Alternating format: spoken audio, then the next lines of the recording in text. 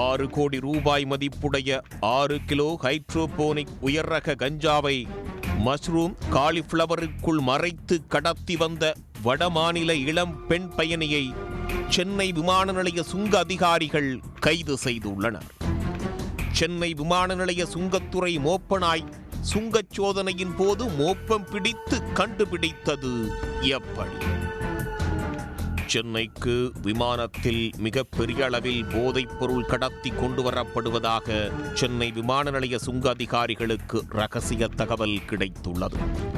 இதையடுத்து விமான நிலைய சுங்க அதிகாரிகள் தனிப்படை அமைத்து சென்னை சர்வதேச விமான நிலையத்தில் தீவிர கண்காணிப்பில் ஈடுபட்டனர்.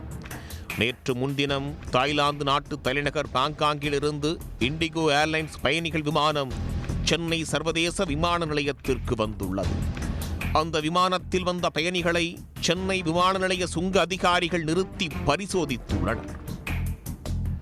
அப்போது வடமாநிலத்தைச் சேர்ந்த சுமார் 25 வயது இளம்பெண் ஒருவர் சுற்றுலா பயணியாக தாய்லாந்து நாட்டிற்கு சென்றுவிட்டு அந்த விமானத்தில் திரும்பி வந்துள்ளார். அந்த இளம் பெண் பயணி மீது சென்னை விமான நிலைய சுங்க அதிகாரிகளுக்கு சந்தேகம் ஏற்பட்டது. இதையடுத்து அந்த பெண் பயணியை சுங்க அதிகாரிகள் நிறுத்தி விசாரித்துள்ளனர்.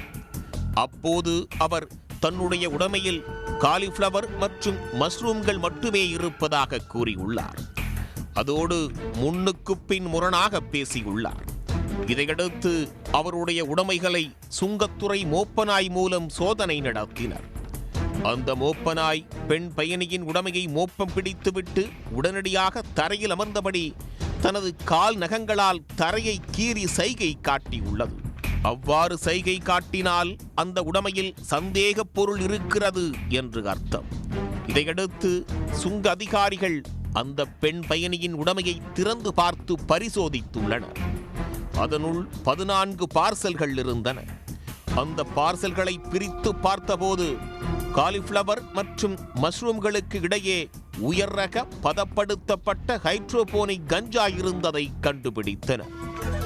அந்த 14 பார்சல்களிலும் சுமார் 6 கிலோ ஹைட்ரோபோனிக் கஞ்சா இருந்தது தெரிய வந்தது. அதன் சர்வதேச மதிப்பு 6 கோடி ரூபாய் என்று அதிகாரிகள் தெரிவித்துள்ளனர். இதையடுத்து விமான நிலைய சுங்க அதிகாரிகள் அந்த பெண் பயணியை கைது செய்தனர்.